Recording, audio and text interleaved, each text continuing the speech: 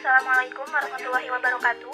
Izin memperkenalkan diri, nama saya Eli Herlina dengan NIM 19210188. Video ini dibuatkan guna memenuhi salah satu tugas ujian akhir semester saya yang ditugaskan oleh Ibu Yesi Mailani Kartiwi MPD yang saya hormati.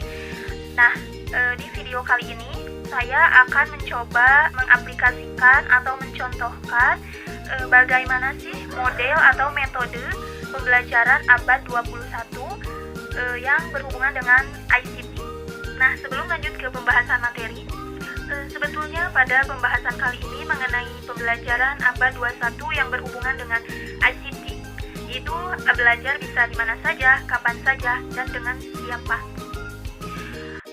Nah, tidak bisa dipungkiri gitu ya teman-teman bahwa pembelajaran atau model abad 21 ini mengharuskan kita sebagai atau calon pendidik harus memiliki kreativitas, inovasi, dan pengetahuan yang lebih luas, dan terlebih kita harus bisa memanfaatkan ICT itu sendiri.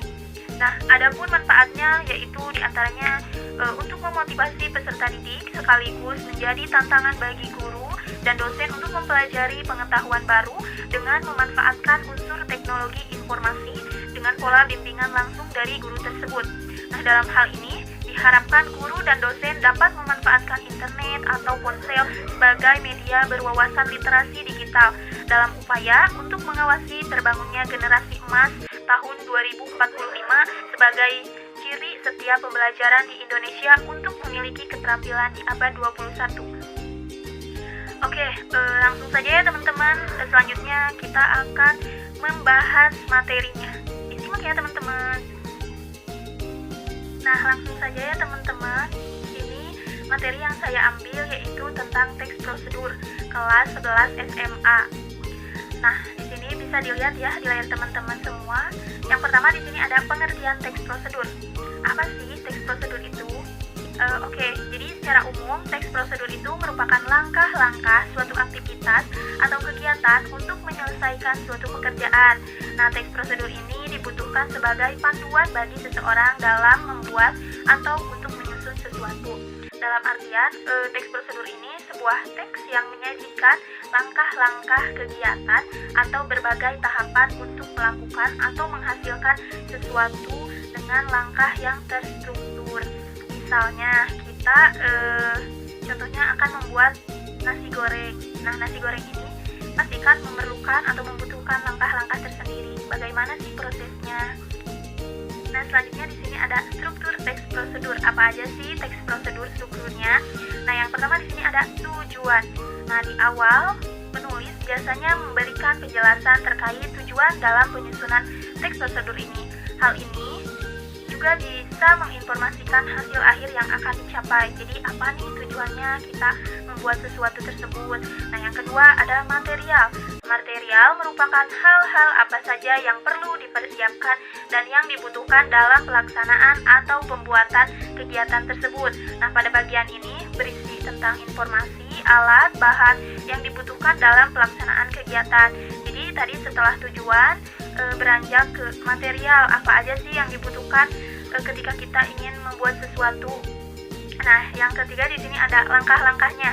Nah, pada bagian ini menjelaskan tentang proses atau tahapan yang harus dilakukan demi mendapatkan hasil yang maksimal sesuai dengan tujuan dari teks prosedur. Nah, langkah-langkah yang dibuat itu harus secara berurutan, tidak boleh acak-acakan. Nah, selain itu susunannya harus logis, sistematis, dan mudah dipahami oleh pembaca. Jadi ketika kita membuat sesuatu itu pasti harus menggunakan langkah-langkah yang pasti, yang sistematis dan masuk akal gitu ya teman-teman. Nah, yang terakhir di sini ada penegasan ulang atau kesimpulan. Nah, pada bagian akhir ini menjelaskan tentang kesimpulan dari suatu produk yang telah dilakukan atau suatu prosedur atau langkah-langkah yang tadi ya. Nah, pada bagian ini bersifat opsional, artinya boleh ada atau boleh tidak dalam teks prosedur. Nah, selanjutnya di sini tidak lupa juga ada ciri-ciri dari teks prosedurnya itu sendiri. Yang pertama, menggunakan kalimat perintah. Yang kedua, terdapat panduan yang harus dilakukan. Yang ketiga, menggunakan kata kerja aktif. Yang keempat, menggunakan konjungsi atau kata penghubung. Yang kelima, terdapat aturan dalam hal bahan atau kegiatan. Yang keenam, menggunakan kata keterangan atau menyatakan rincian waktu, tempat, dan cara. Dan yang terakhir ada terdapat isi kegiatan yang dilakukan secara urut. Oke, selanjutnya di sini ada jenis-jenis teks prosedur. Nah, teks prosedur ini memiliki beberapa jenis ya. Yang pertama ada teks prosedur sederhana. Apa sih teks prosedur sederhana? Artinya teks ini hanya berisi 2 atau 3 langkah saja. Contohnya, kita dalam membuat atau mengoperasikan setrika gitu. Yang kedua ada teks prosedur kompleks. Nah, teks ini terdiri atas banyak langkah dan jenjang untuk tiap tahapannya. Contohnya seperti apa? Nah, contohnya seperti prosedur pembayaran tilang oleh polisi. Pastikan ribet gitu ya, banyak langkah-langkahnya. Nah, yang ketiga yaitu ada teks prosedur protokol. Artinya, teks prosedur yang langkah-langkahnya ini bisa dibolak-balik tapi tujuannya tetap bisa tercapai. Jadi, pada teks prosedur protokol ini langkah-langkahnya tidak harus tersusun. Tidak apa-apa gitu dibolak-balik. Misalkan urutan yang pertama jadi yang terakhir jadi yang pertama, asalkan tujuannya bisa tercapai. Contohnya apa sih? Ya contohnya seperti kita cara memasak mie instan. Pastikan dikocek-kocek gitu ya, tidak selalu menggunakan langkah-langkah yang tepat gitu. Bisa dipahami teman-teman? Nah, kalau teman-teman sudah paham, di sini lanjut ya. Di sini ada kaidah kebahasaan. Nah, di sini yang pertama ada kalimat. Kalimat memiliki beberapa. Yang pertama ada kalimat imperatif, yaitu kalimat yang mengandung perintah yang ditandai dengan adanya hal yang harus dikerjakan merujuk pada perintah dalam kalimat. Nah, pada jenis kalimat ini misalnya tanda seru. Nah, yang kedua ada kalimat deklaratif. Kalimat ini dikenal sebagai kalimat yang sifatnya lebih memberikan informasi dan sering juga disebut sebagai kalimat pernyataan. Nah, pada kalimat ini contohnya seperti tanda baca titik digunakan untuk mengakhiri dalam sebuah kalimat. Nah, yang ketiga di sini ada kalimat interrogatif, yaitu digunakan untuk mencari informasi dengan memberikan pertanyaan. Nah, oleh karena itu, di akhir kalimat interrogatif selalu diberikan tanda baca atau tanda tanya. Gitu ya, teman-teman. Jadi tadi kalimat imperatif ditandai dengan tanda seru, kalimat deklaratif ditandai dengan tanda akhiran titik, dan kalimat interrogatif diakhiri dengan kalimat tanda tanya. Nah, selanjutnya di sini ada konjungsi. Konjungsi juga dibagi beberapa. Yang pertama ada konjungsi persyaratan, yaitu merupakan kata penghubung yang menyatakan syarat-syarat.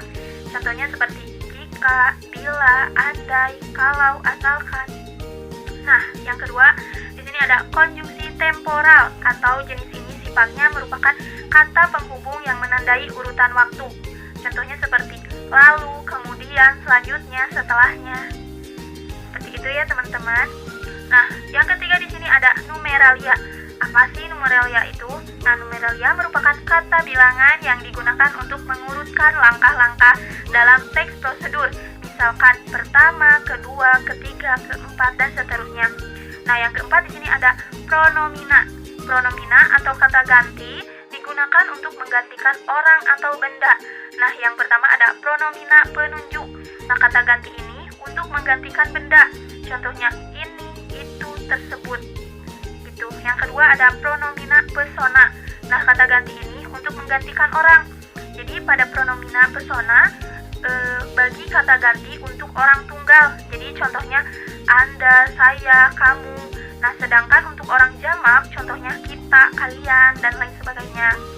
Nah, di sini ada yang selanjutnya yaitu verba.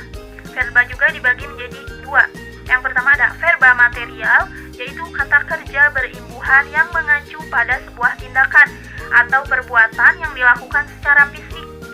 Contohnya mengupas, mengiris, memaku, memotong, dan lain sebagainya. Yang kedua di sini ada verba tingkah laku.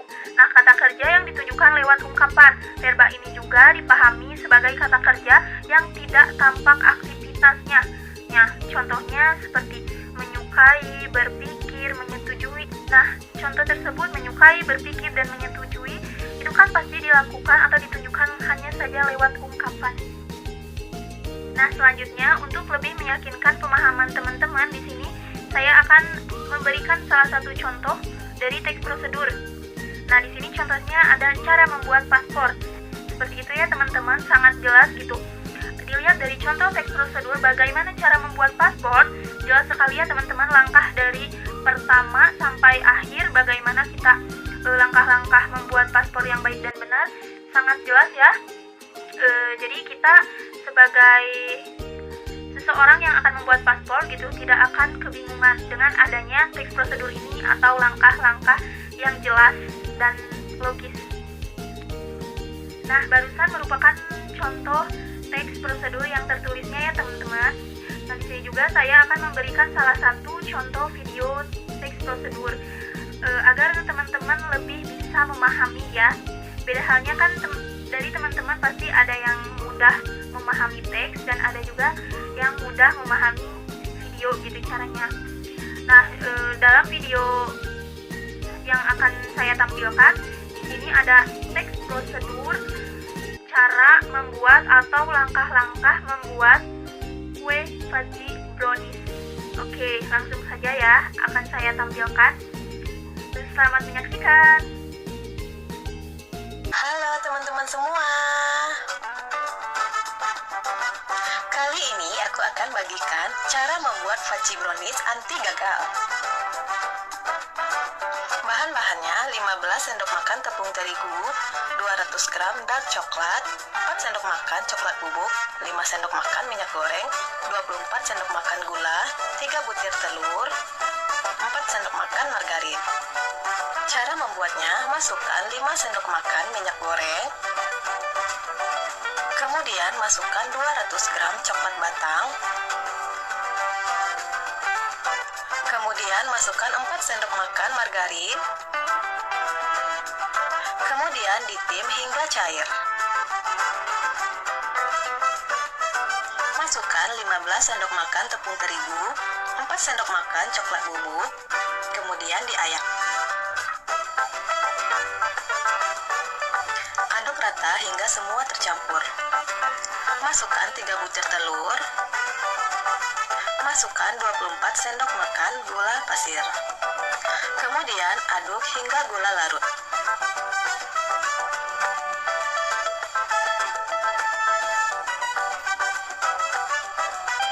Masukkan adonan tepung dan adonan coklat secara bertahap.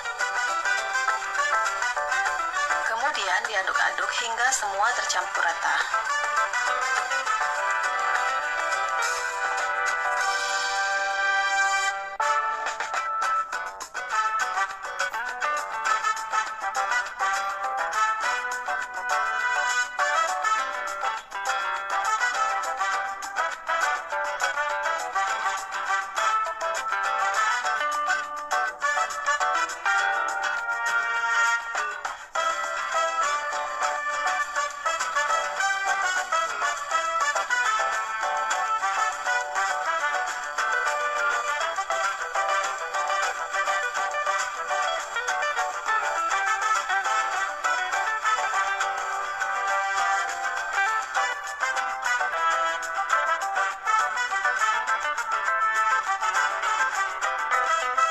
Lapisi cetakan dengan margarin seperti ini. Kemudian lapisi juga dengan kertas roti dan beri margarin lagi. Masukkan adonan ke dalam cetakan.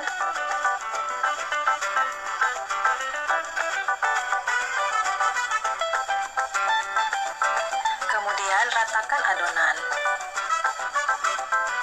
Taburi adonan dengan topping choco chips. Nah, jangan lupa ditap-tap seperti ini ya. Panaskan oven terlebih dahulu. Setelah oven panas, masukkan adonan. Panaskan dalam suhu 200 derajat api besar selama 25 menit. Nah, setelah 25 menit, seperti ini hasilnya ya teman-teman.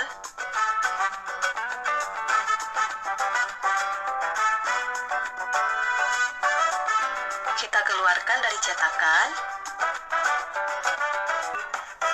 Nah, fudgy brownies-nya sudah siap untuk dihidangkan. Kita potong-potong sesuai selera ya teman-teman.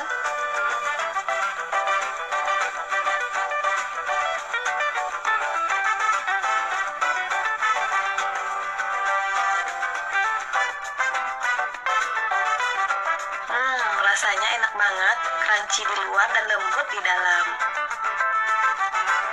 Semoga video ini bermanfaat. Jangan lupa klik tombol subscribe dan aktifkan notifikasinya ya. Terima kasih sudah menonton. Nah, itu merupakan contoh teks prosedur langkah-langkah membuat fudgy brownies. Nah, di sini selanjutnya ada evaluasi pembelajarannya, teman-teman. Ini dikerjakan dan dikumpulkan minggu depan.